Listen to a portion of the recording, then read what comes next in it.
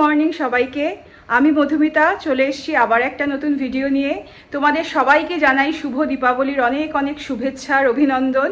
আমি কিন্তু সকালবেলা উঠে এখন রান্নাঘরে যাব, কারণ আমাকে আজকে একটু রান্না বান্না করে সারা দুপুর কিন্তু বাইরে একটু রঙ্গোলি দিতে হবে। জানি না কতক্ষণ লাগবে, তোমরা তো আগের দিন দেখলে আমি স্টেনসিলস নিয়ে এসেছি, তো ওটা দিয়েই ট্রাই করব। প্লাস বিকেলবেলা একটু বাজিও পোড়াবে আমার মেন, তাই জন্য নিচে যেতে হবে, হয়তো একটু খারকি কালীবাড়িতেও যাব।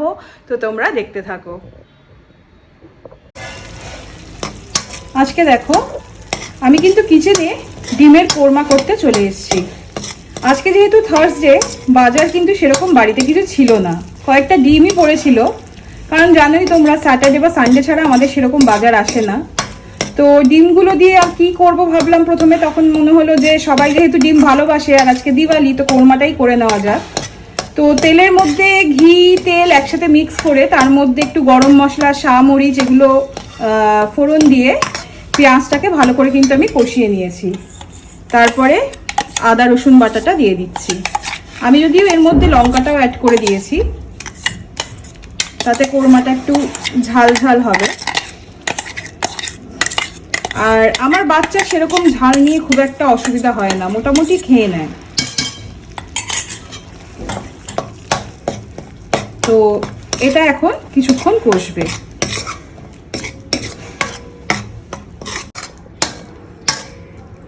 পেঁয়াজ বাটাটা একটু কষানোর পর আমি কিন্তু তার মধ্যে আদা রসুন বাটা আর একটু জিরে আর ধনে গুঁড়ো দিয়ে আর একটু কষিয়ে নিয়েছি। তারপর আমি এর মধ্যে একটুখানি দুধ দিয়ে দেব। এরপরে কিন্তু এটা ভালো করে কষবে। তবে একবারেই কিন্তু অনেকটা দুধ দিও না, একটু অল্প করে করেই দুধটা দিতে হবে, না কষতে কষতে জিনিসটা পুরো মিহি হয়ে যাবে।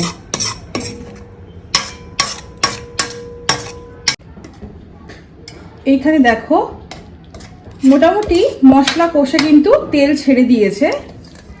তখন আমি ভাজা ডিমগুলো এর মধ্যে দিয়ে দেব। এটা দিয়েও কিন্তু কিছুক্ষণ নাড়াচাড়া করতে হবে।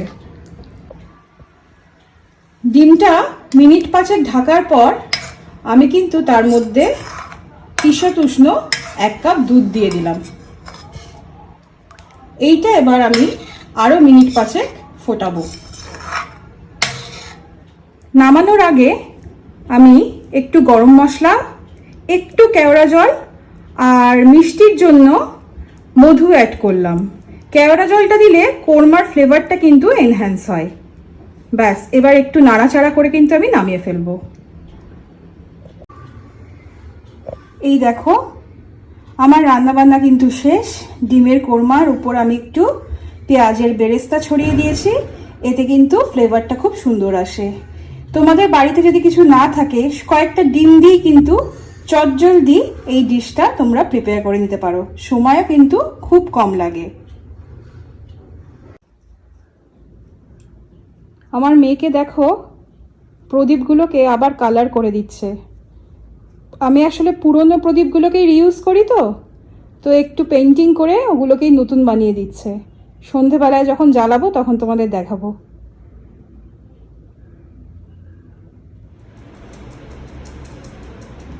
আজকে আমার এই ছোট্ট মেয়েটা যে কত হেল্প করছে দেখো, কি সুন্দর দরজার সামনে রঙ্গোলি বানিয়ে দিচ্ছে আমাকে। স্টেনসিলসটা দিয়ে করছে ঠিকই, কিন্তু যাই হোক নিজের চেষ্টায় করছে, তো এটাই অনেক।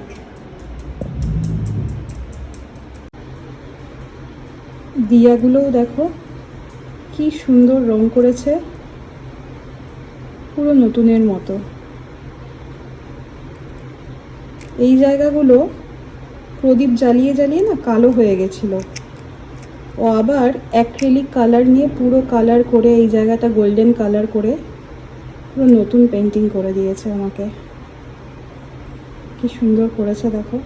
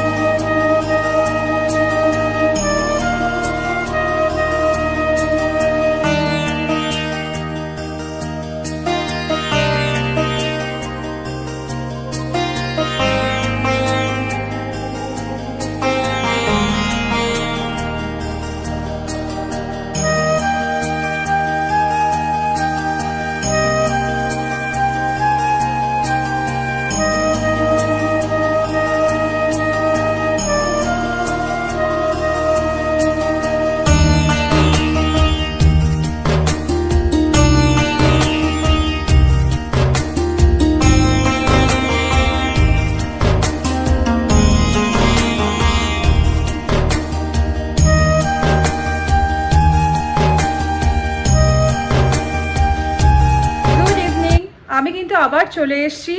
তোমাদের সবাইকে আরেকবার জানাই শুভ দীপাবলির শুভেচ্ছা। তোমরা দেখতে পাচ্ছ আমি কিন্তু রেডি হয়ে গেছি। আমরা এখন নিচে যাব, নিচে গিয়ে একটু বাজি পোড়াবো বা তারপরে হয়তো একটু কালীবাড়ি যাব। আমার কিন্তু চারিদিকে প্রদীপ লাগানো হয়ে গেছে। এখন কিন্তু অনেকটা রাতও হয়ে গেছে, এখন বাজে রাত 8টা। আর তোমরা শুনতে পাচ্ছ কিনা জানি না, কিন্তু চারিদিকে কিন্তু ভীষণ বাজি পুড়ছে। আসলে এরা কিন্তু এখানে প্রচণ্ড বাজি পোড়ায়, মানে ওদের রিচুয়ালের মধ্যেই রয়েছে, ওরা ভীষণভাবে বাজি পোড়ায়। যদিও আমি একটু বাজিতে ভয় পাই, তাই ফ্যান্সি কিছু পরিনি, আমি একদম প্লেন কটন কুর্তি পরেছি, কেননা আমার একটু বাজি এগুলো একটু ভয়ই লাগে। তো যাই হোক, চলো আমরা যাই, অনেকটা দেরি হয়ে গেছে, তোমরাও আমাদের সাথে থাকো। আমরা কিন্তু খাড়কির জন্য বেরিয়ে গেছি। আজকে আমরা আর বাজি পোড়ালাম না, কেননা দেখো সত্যি কথা বলতে গেলে আমার মেয়ে দেখলাম এবার কোনো বায়না করেনি বাজি নিয়ে। আর আমাদের তো আর বয়স নেই যে আমরা বিশাল কিছু বাজি নিয়ে ক্রেজ থাকবে, আমাদের সেই ব্যাপারটা তো। আর আমি বিশাল কিছু একটা বাজি বা শব্দবাজি আমার ভালোও লাগে না। আমি পোড়ালেও খুব বেশি হলে একটু ফুলঝুরি, তাও একটা দুটো, তার থেকে বেশি না। মেয়ে হয়তো ফুলঝুরি পোড়ায়, কিন্তু দেখলাম মেয়ে এবার বেশি কিছু আবদার করেনি। শুধু কালকে ওকে কয়েকটা পপ আপ কিনে দিয়েছিলাম, ও এই নিয়েই খুশি, ও ওতেই খুব হ্যাপি হয়ে গেছে। তো আমরা এখন মন্দিরে যাচ্ছি। মন্দিরে জানি না কটার থেকে পুজো, তবে সব জায়গাতেই পুজোটা বোধহয় 10:30 11টার পরের থেকেই শুরু হচ্ছে। তাও আমরা যাচ্ছি, এখন 9টা বাজে। তো চলো দেখতে থাকো। তোমরা দেখতে পাচ্ছ আমরা কিন্তু খাড়কি কালীবাড়িতে চলে এসেছি, আর প্রচুর লোক কিন্তু অলরেডি আসা শুরু হয়ে গেছে। তো চলো দেখতে থাকো।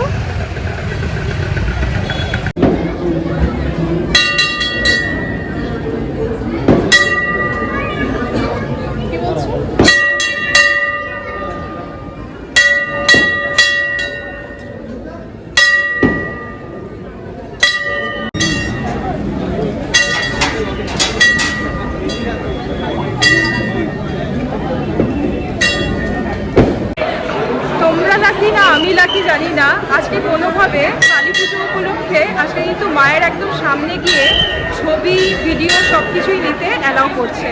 তো তোমাদেরকে তাই জন্যই আমি আজকে দেখাতে পারলাম। এটাই কিন্তু খাড়কি কালীবাড়ির ফেমাস পুজো।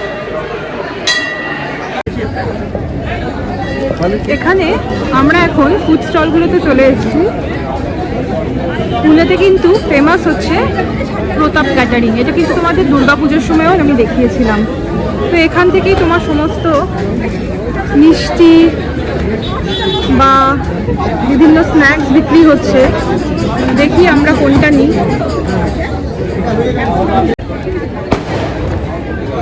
আমার মেয়ে দেখো চিকেন ললিপপ নিয়ে নিয়েছে, আর আমি নিয়েছি ডিমের ডেভিল, আর ফিশ ফ্রাই আসছে, আর বাড়ির জন্য চিকেন বিরিয়ানি পার্সেল করে নিয়ে নিচ্ছি। আমাদের কিন্তু এখানে খাওয়া দাওয়া হয়ে গেছে। আসলে তোমরা যখন কোনো ফুড স্টলের সামনে যাও না, তোমার যতটা বেশি খিদে পায়, এত মানে খাবারের গন্ধে কিন্তু আরও বেশি খিদে পেয়ে যায়।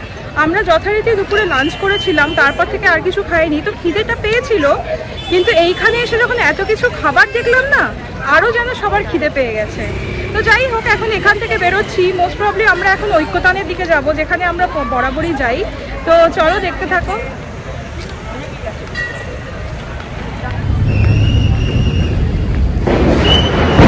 এই হলো আমাদের ঐক্যতানের পুজো। চলো গিয়ে ঠাকুরটাকে দেখাই তোমাদের।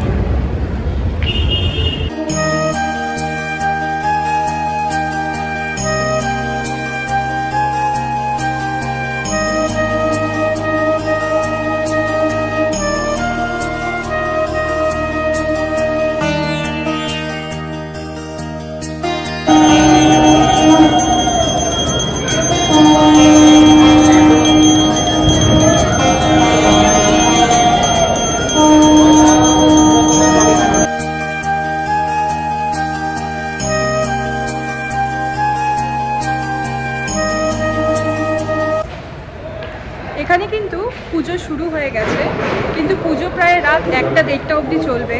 অতক্ষণ আমরা বসে থাকবো না, কারণ আমরা তার পুষ্পাঞ্জলি দেবো না, আমাদের খাওয়া দাওয়া হয়ে গেছে। তো মোটামুটি পুজোটা শুরুও হয়ে গেল, কিছুক্ষণ দেখে নিলাম। এখন আমরা কিন্তু বাড়ির দিকে যাচ্ছি। তো পুজো পুজো পুজো, সমস্ত পুজোই কিন্তু শেষ। কালী পুজো বাকি ছিল, কালী পুজোও শেষ। তোমাদের সবাই নিশ্চয়ই কালী পুজো, দিওয়ালি খুব ভালো আর সেফ কেটেছে। আর কি বলবো বলো, আর তো বোধহয় শুধু জগদ্ধাত্রী পুজোটাই বাকি। সেটা তো আর এইভাবে সেলিব্রেট হয় না। তো যাই হোক, আশা করি তোমাদের এই ভিডিওটা ভালো লেগেছে। ভালো লাগলে লাইক, শেয়ার আর সাবস্ক্রাইব করো। আর তোমাদের কি মতামত আমার কমেন্ট বক্সে লিখে জানিও। চলো টাটা, গুড নাইট।